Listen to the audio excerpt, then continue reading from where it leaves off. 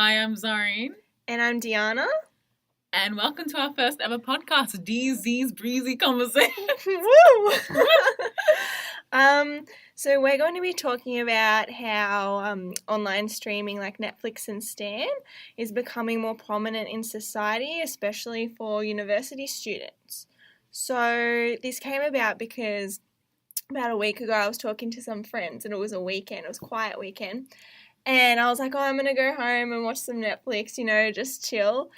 And they were like, oh, yeah, me too. And I was like, well, I didn't realize how many people actually had this service. Like, it's so popular amongst people our age. And it's like, it never used to be like this, because you remember that you'd go home when you were younger and you'd watch, DVDs and you'd watch videos and you'd go to Video Easy or you'd go to Blockbuster just around the corner and you'd pick, 3 of the top movies that you wanted to watch. And then you'd have to return them back at the end of the week. Yeah. And now it's just like they've disappeared. And Exactly. this is what society's become. This is what watching movies has become. Either you go to the cinema or you watch it on your laptop. Yeah. And who watches free-to-air TV these days? Not me. Not many people, no. All right, so basically in 2016, according to the Roy Morgan research statistics, there were 5 million Australians watching Netflix, and this increased by 2.6 million people in 2017. So it's just showing that increase, how crazy it really is. Yeah. I think just the fact that 100 million people worldwide use Netflix. Yeah. And Netflix alone, not even Stan, not even anything else, just Netflix. Yeah, Netflix alone is one of the major online streaming services. And, we can talk about how,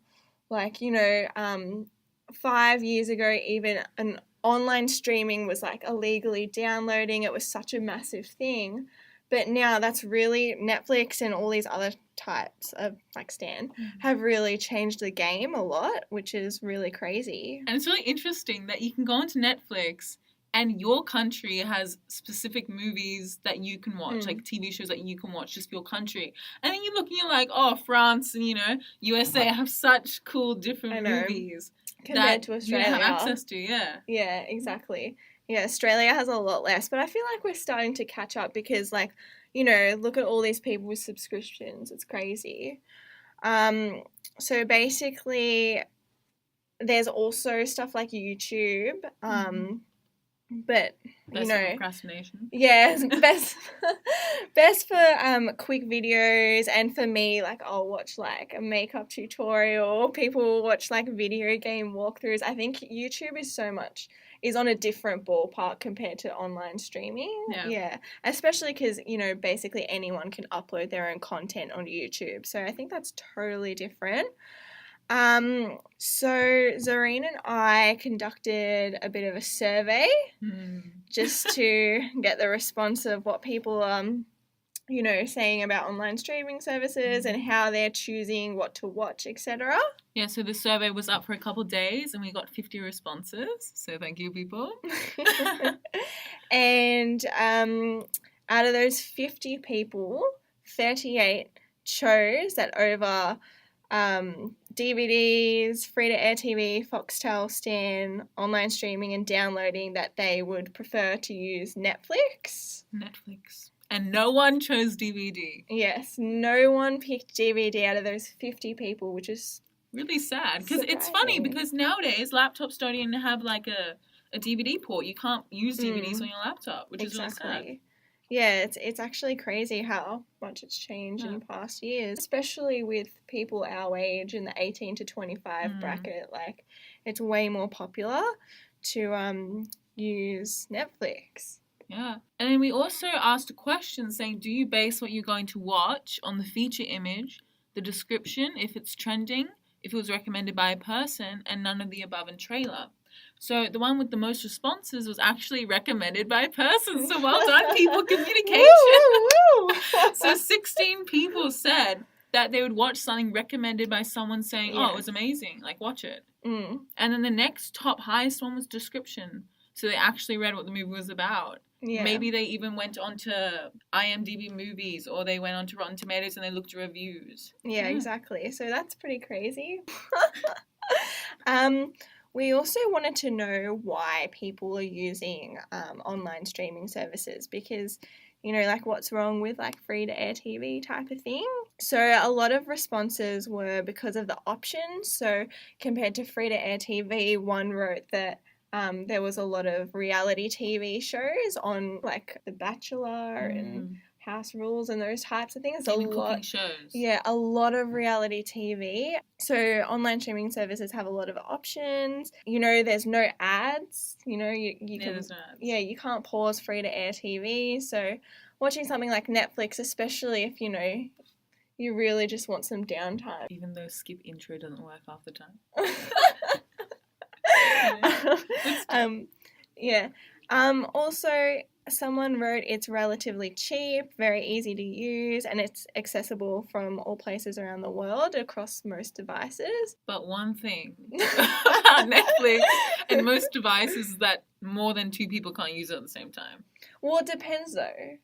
Because you can buy like a more expensive subscription. You use more than like 3 devices. Yeah, I only discovered this recently. Exploitation. Yeah, so if you money. if you spend more money, guys, you can have more than 2 devices. So don't be cheap. This is not an advertisement. Yeah, so a lot of the answers are very much the same as I was saying. So it's convenient, wide selection of content. It's quick and easy. Because binge watching is life. Thank you to whoever wrote that, because binge watching is life.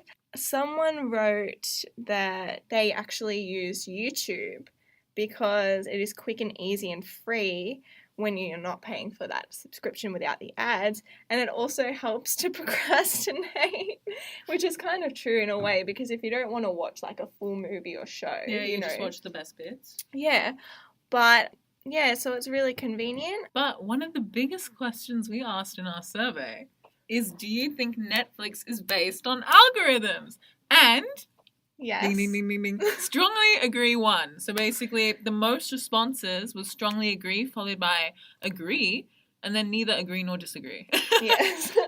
So basically what we mean by do you think Netflix is based on algorithms is that, you know, if you're going to watch, for example, if you're going to watch Good Will Hunting, the movie, for example, there's romantic aspects, there's humorous aspects. There's sad within it, yep. So if you're watching a lot of comedy, Netflix will change the feature image to something humorous that's occurred in the movie.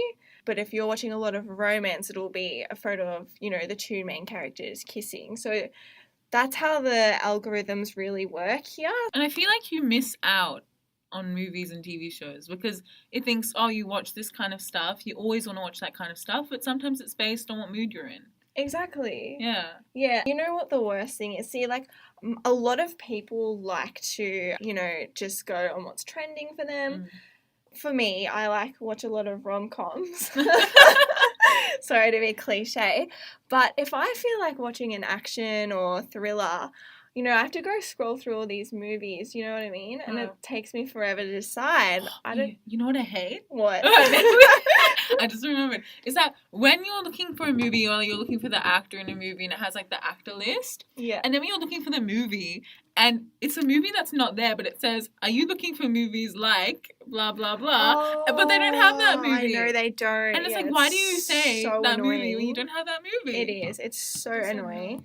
But it just shows how it's really based on algorithms and how everyone's Netflix is kind of suited to them. So, for example, I like to, as I said, I like comedies, I like romance. So in my trending, I've got movies like The Kissing Booth and To All the Boys I've Loved Before and Brooklyn Nine-Nine and Insatiable, which I'm not going to watch because I've heard it's terrible. Compared to Zarreen, who's trending. It's like all action and, you know, some mystery, some sci-fi. Some sci-fi. Yeah, and a little bit of rom-com, if I'm honest. We conducted a bit of a vox pop. Yes, we went out and talked to the people. To see what the people are doing. Yeah. So this is Madison. She's 20 years old. The recommended section, definitely the recommended. I look what is recommended to me, and then that's usually what I watch. Then we had Savoia, who was 18, and we asked her what her main source of entertainment was because she's not really much into Netflix, so a bit of an opposing view.